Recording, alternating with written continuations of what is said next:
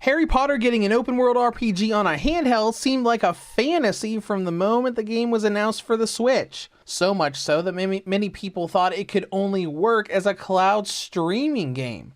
But it's here and developed natively. Let's talk about it. Here is my review of Hogwarts Legacy for the Nintendo Switch. The story of Legacy is set over 100 years before the events of the Harry Potter books. You play as a young wizard being brought into the Hogwarts school as a 5th year, discovering that you have a connection to a strange ancient type of magic, and become involved in not only your studies, but a goblin rebellion using a similar type of ancient magic.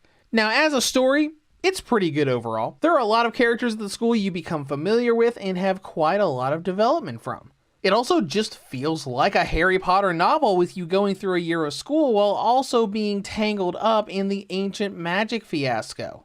And before we conclude this, despite being set 100 years prior, there are loads of Easter eggs for Potter fans. When it comes to gameplay, this is an open world action RPG with loads of customization. As you'll play, you'll explore an open world school, learning many spells to use both for puzzles and with fighting enemies in an almost hack and slash feeling combat system. With the Switch, this version is caught up with the other platforms, sharing the additions of last May's patch that added the arachnophobia mode, turning the spider enemies into the rollerblade figures more akin to what the boggart spider was turned into in Prisoner of Azkaban. Outside of that, the main differences are extra loading sequences thrown into a few places, like having to load into Hogsmeade separately instead of just walking into it. With progression, imagine this game like going through a year at Hogwarts.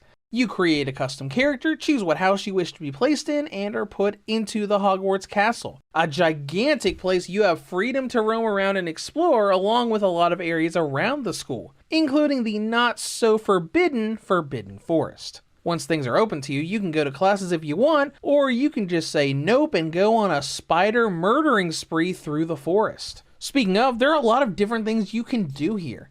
While you do need to play the main story for several hours to unlock all of the game's features, once they're unlocked, there are Merlin challenge puzzles you can go around and find, lots of flying pages and noteworthy places you can discover in pretty much every area of the game, tons of side missions around characters, broom upgrades, extra assignments, the dueling club, or just finding books and gobstones other students have lost. Similar to the likes of Skyrim or Fallout, there is a mountain of side content you can dive into once you find the NPCs that give them to you. Or you can just go around, fly on a broom, and unlock fast travel points around the world. And despite Legacy taking place a century before the Potter books, there are loads of Easter eggs you can find as you explore. Even past familiar character names, you can find Helena Ravenclaw around as a ghost, you can swim into the dock where the first year's boats are put after they cross the Black Lake, and you can even find Moaning Myrtle's bathroom that hides the entrance to the Chamber of Secrets.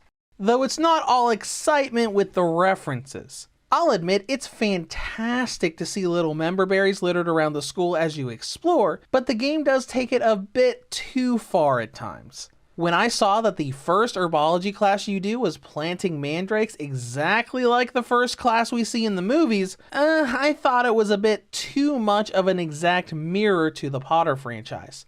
Nods are great, but shouldn't just be a literal exact copy of what the books did.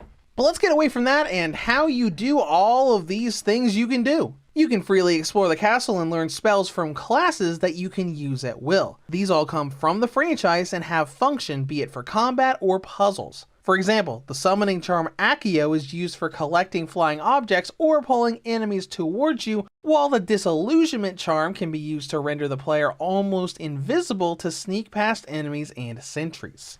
There are multiple sets of spells you can unlock for your build, and combat is the biggest use for them. Fighting in this game is kind of hack and slash. You can tap the ZR button to do a sort of melee-ish attack of firing off basic spells to do damage to opponents, while your main spells can recharge and be used to damage and manipulate enemies, each categorized into different types that can be used to take down different kinds of enemy shields. This is very action heavy as you get prompts to dodge and block when you're being attacked, and the game gives its combat a certain thrill that just pumps up the adrenaline and looks flashy and fantastic. Whether it's just firing off spells to murder every spider in sight or slowly chipping away at the health of a forest troll, I found the combat to be a lot of fun and addictive, to the point that I would frequently just go out into the forest to unlock fast travel points and get into every fight I could. And this goes further with leveling and equipment. You will level up eventually, increasing your stats and giving you points for special talents, like adding effects to your spells or giving you special abilities like a teleporting dodge, though the real enhancements are through gear and equipment. Whether you get them from chests or side missions, you get loads of different pieces of cosmetics to equip to your character. These will enhance your stats, but they also include the most convenient cosmetic system I've seen in an RPG. You have the ability to magically alter the appearance of any equipment to look like any other equipment you've already unlocked, meaning you can throw on all the crazy high stat armor you find later in the game, but if you don't like the way it looks, you can just make it look like the normal class robes.